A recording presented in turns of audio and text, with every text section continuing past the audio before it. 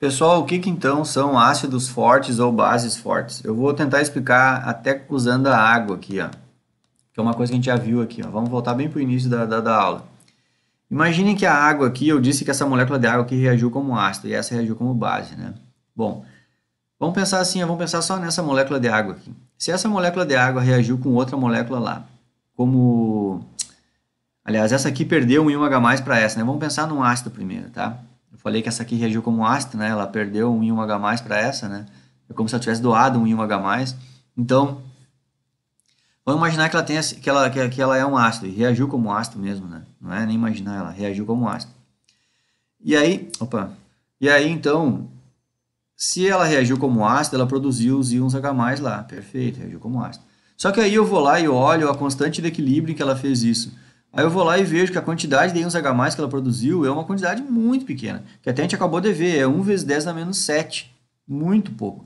E aí a gente consegue perceber que a maior parte das moléculas de água não perderam o íon H+, elas seguiram do mesmo jeito, entendeu? Você consegue imaginar que essa molécula de água aí, ela funcionou como ácido, mas ela é um ácido que gerou muito poucos íons H+. Então todas as moléculas de ácido que reagem como ácido, mas elas geram muito poucos íons H+, ou seja, a grande parte das moléculas, a grande maioria das moléculas, não perde o seu íon H+, e isso a gente chama de ácido fraco.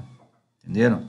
Então, se eu expliquei para vocês o que é um ácido fraco, o oposto seria um ácido forte. Então, o que seria, se eu dissesse assim, né? Se essa molécula de água aqui fosse um ácido forte, por exemplo, a gente deveria perceber que ela, quando reage com outra molécula, ela ia praticamente todas elas gerar íons H+, de modo que eu ia ter uma quantidade muito grande de íons H+, e não ia ter quase nada de molécula como H2O. Entenderam? Praticamente toda ela virou íons H+. Eu tenho um monte desse cara desse jeito, e não vai sobrar quase nada da molécula desse jeito. Só que se isso fosse uma realidade, qual seria o valor da minha constante de equilíbrio? Seria um valor talvez igual a esse, só que com sinal positivo aqui, entenderam? Seria um número muito grande. Por que esse número muito grande? Porque ele é originário de um cálculo onde eu tinha um número muito grande aqui em cima, dividido por um número muito pequeno aqui debaixo. Se eu tenho um número muito grande dividido por um número muito pequeno, o resultado da conta dá um número muito grande. Entenderam? Então é isso. O que são ácidos? Vamos tentar explicar isso agora assim, só falando aqui, sem matemática. O que são ácidos fortes?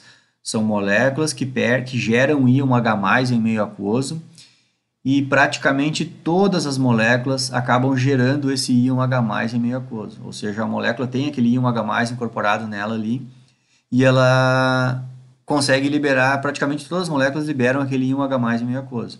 Esses são os ácidos fortes, certo? E o que seriam as bases fortes? O conceito mais completo aqui para a gente entender as bases é o conceito de Lewis, né? A base é toda molécula aquela que tem um par de elétrons sobrando e na real ela consegue incorporar um íon H+ nela. É isso. Se um ácido ele gera íons H+ em solução, a base é a molécula aquela que consegue incorporar nela os íons H+, certo? Então, o que seria uma molécula, bases fortes?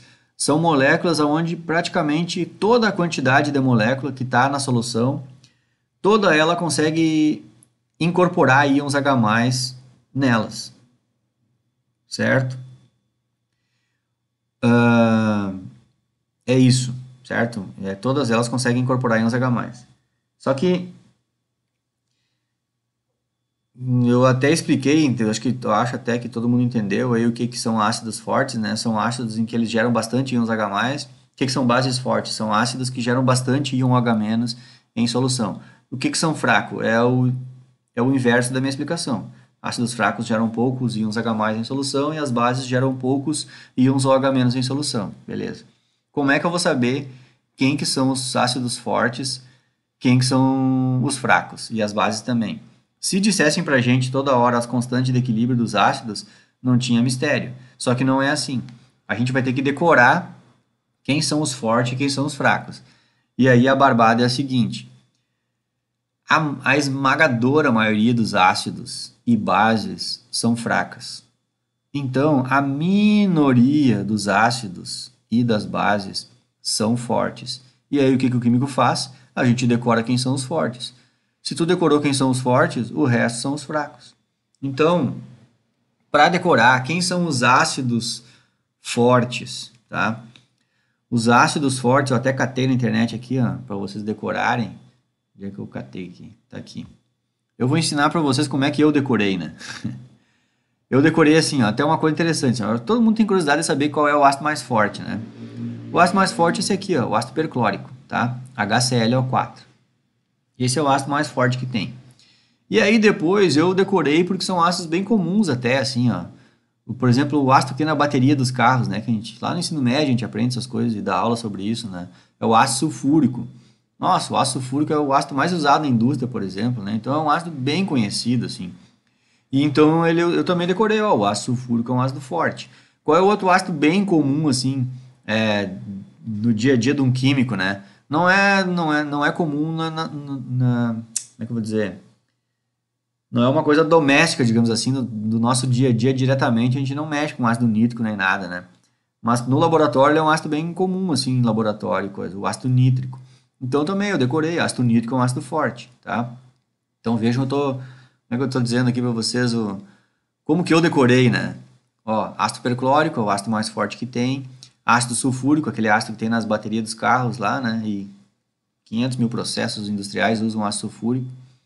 Inclusive, é um jeito de medir a riqueza de um país riqueza não.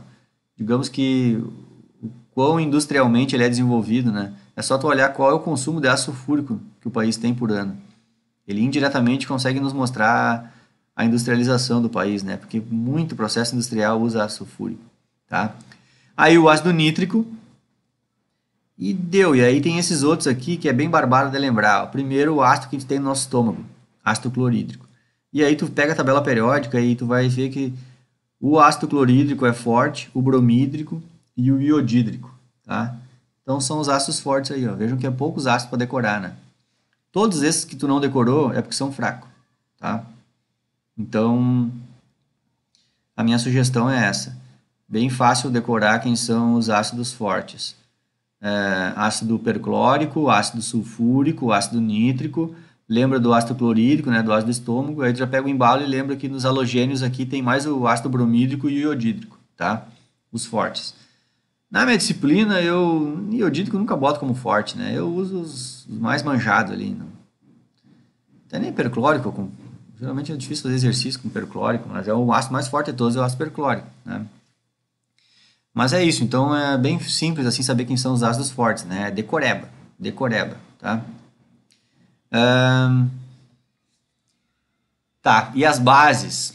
Como é que eu faço para saber quais são as bases fortes? Pessoal, existe uma decorebinha que até eu acho legal, que é o seguinte, as bases fortes são as bases dos metais alcalinos. Cada vez que tu tiver base de algum desses metais aqui, ó, deixa eu botar aqui, ó. Claro que o hidrogênio na real nem se enquadra como metal alcalino hidrogênio, né? Se pensar como que ele reage, o bom é ter escrito ele como halogênio aqui, tá? Mas então, assim, ó, é os átomozinhos que estão em roxo aí, ó. As bases dos metais alcalinos e as bases dos metais alcalinos terrosos. Só que aqui já tem exceção, porque o berílio e o magnésio já não são fortes, né? Não é uma base forte, tá? Mas eu vou tentar explicar para vocês. Mas é isso, então, vamos decorar quais são as bases fortes. É base de metal alcalino e base de metal alcalino terroso. Exceção desses dois primeiros aqui, tá? Mas eu vou tentar explicar para vocês as bases aqui, até tem uma explicação, até, mas não tão decoreba assim, né? Na real, quais são as bases fortes? Existem dois tipos de bases. Deixa eu pegar o Harris aqui, eu quero ir lá nos anexos dele, lá, nos apêndices ali. É o primeiro apêndice, que é os KPS, né? A gente já estudou, na sequência de vídeo passado, a gente estudou. Já até veio nesse apêndice aqui dos KPS. Aqui, opa, não, é mais para frente. Aqui. Aqui é os KPS, ó, produtos de solubilidade. Esse apêndice aqui, os produtos de solubilidade, a maioria se refere aos sais, né? Mas as bases iônicas, que é formada pelo ânion OH-, que é a hidroxila, que a gente está estudando agora, e um cátion, ela é uma base iônica, elas formam um sólido iônico, que a gente aprendeu lá em Química Geral, né? E aqui, então, está aqui o ânion, o OH-. Quando o OH- forma base iônica com esses cátions aqui, ó, então tem um monte de tipo de cátion, ó, aqui estão os valores de KPS. que quer dizer isso aqui? Se tu está enxergando o KPS aqui, é porque essa base aí já não é muito solúvel. E assim, ó, um monte de base de metais são muito pouco solúveis. Podem ver que os KPS são bem baixos para muitos metais aqui. E segue a página aqui, ó, tem mais hidróxido de outros metais aqui, ó. Segue na outra página, ó. Mais um montão de metal aqui formando hidróxido bem pouco solúvel, ó. Os valores enormes aqui, enorme que eu digo de pequeno, né? De solubilidade, ó, bem pouco solúvel, né? Então, na real, quais são as bases fortes? As bases fortes são aquelas onde o íon OH- consegue formar uma base iônica com um cátion e esse hidróxido desse cátion ser bastante solúvel. E isso que são as bases fortes. De modo que quando eu coloco aquela base em meio aquoso, 100% da base se solubiliza em água, portanto 100% dela gerou íons OH- em água, entenderam? Porque todas as outras bases que forem bases moleculares, que é uma molécula orgânica que consegue incorporar um íon H+, ou até não precisa ser orgânica, mas por exemplo, a amônia, é uma base covalente, ela é formada por ligações covalentes, né? Então, a amônia, o nitrogênio tem um par de elétrons, consegue incorporar um íon H+ na amônia, só que todas essas bases covalentes, tá? Elas são fracas, todas, tá? E todas as bases desses monte de metal aqui, todas são muito pouco solúveis. Então, na real, só as bases iônicas, né? E em que o contraíon é esses aqui, é as que são bastante solúveis. Portanto, são essas as que são as bases fortes, entenderam? Então, é isso. Quem são as bases fortes? É as bases iônicas bastante solúveis. Aí tu pensa em base iônica, isso, é uma base formada por ligação iônica, atração eletrostática entre cátion e ânion. E quem que é o ânion? O OH-, entenderam? Isso são bases iônicas.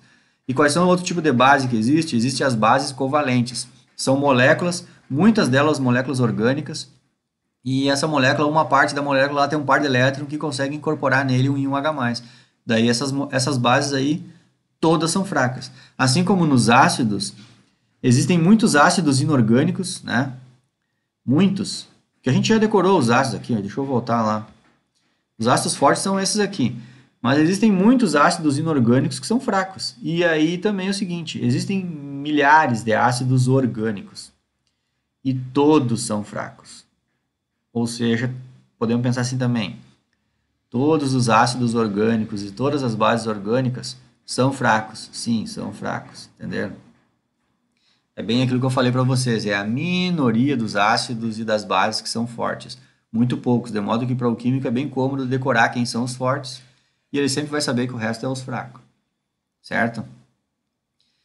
Feito toda essa explicação aí, esse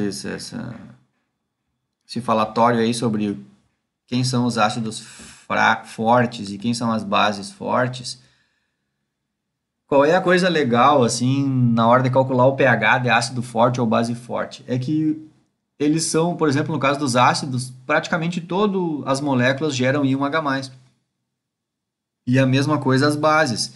Se eu disser aqui como exemplo, ó, se eu disser que eu tenho uma solução de NaOH de concentração 1 vezes 10 na menos 2, qual é o pH da solução? Eu vou pensar que se eu tenho 1 vezes 10 na menos 2 molar de NaOH, eu vou pensar que toda essa quantidade aqui, o NaOH se solubilizou, entenderam? Eu acho que no meu material aqui eu não fiz, não entrei tanto em detalhe aqui, né? Mas é bem isso, acho que eu não sei se eu preciso fazer, mas é bem aquele esquema que eu sempre explico lá, ó. 1 mol de NaOH vai gerar 1 Na+ e 1 OH-. Se todo ele se solubilizar em água, a água separar todinhos esses íons aqui, né? A gente solvatou tudo, 100% do NaOH acabou virando o OH-. Portanto, toda essa concentração aqui do NaOH é a concentração de OH- gerado lá no meio aquoso, solvatada por água, entendeu? Então, essa lógica aí matemática de que todo o reagente se dissociou aqui, gerando o íon OH-, ela é muito prática na hora de fazer os cálculos, né? Então, eu vou fechar esse vídeo aqui e no próximo eu já mostro como é que é o cálculo, que é bem fácil.